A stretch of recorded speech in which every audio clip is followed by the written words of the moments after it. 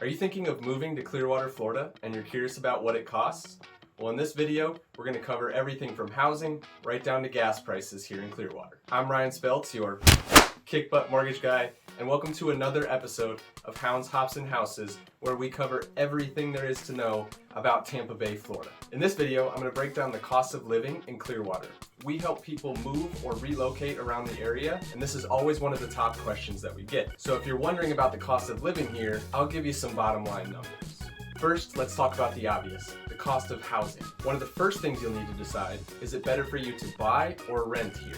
A couple of the other questions you may ask yourself: do you need land, or is a condo okay with you? Are you single, or do you have a family? Many things can come into play when you're choosing your housing situation. The average 3-bedroom sells for around $250,000, while the average 2-bedroom sells for around $200,000. Now, if you're looking to rent in the area, these prices can vary from $900 a month on the low end, all the way up to $2,500 plus and beyond, depending on the season. A good rule of thumb in pricing is the closer you are to the beaches, the higher the monthly cost for you. Property taxes in our area vary, but roughly you can expect $1,000 per $100,000 of value in your home.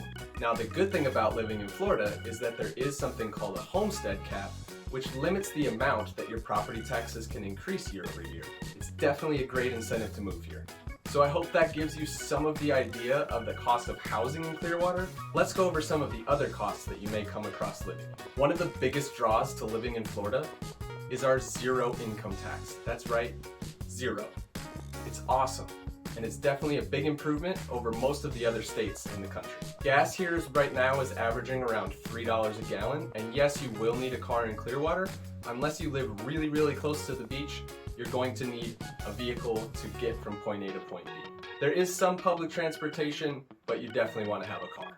We do have some more logical costs here, and you might not expect them to be this low. Annually, your car is only going to cost around $40 to renew your tags, which is awesome, and if you pay on a 2-year basis, you even get a bigger discount. Sales tax is around 7 to 7.5%, so not too bad.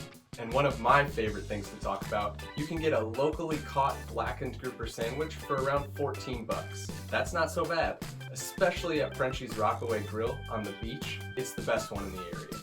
Well, I hope this video gave you some insight into some of the cost of living in Clearwater, Florida. If you have any other questions about Clearwater or Tampa Bay in general, I'm always around. Feel free to reach out to me. My information is around this video somewhere, and I'd love to hear from you. And if you like this video and you want to hear more about Tampa Bay, Clearwater, or St. Petersburg, make sure you hit the subscribe button below. My name's Ryan Speltz, the Kick Butt Mortgage Guy. You have an awesome day.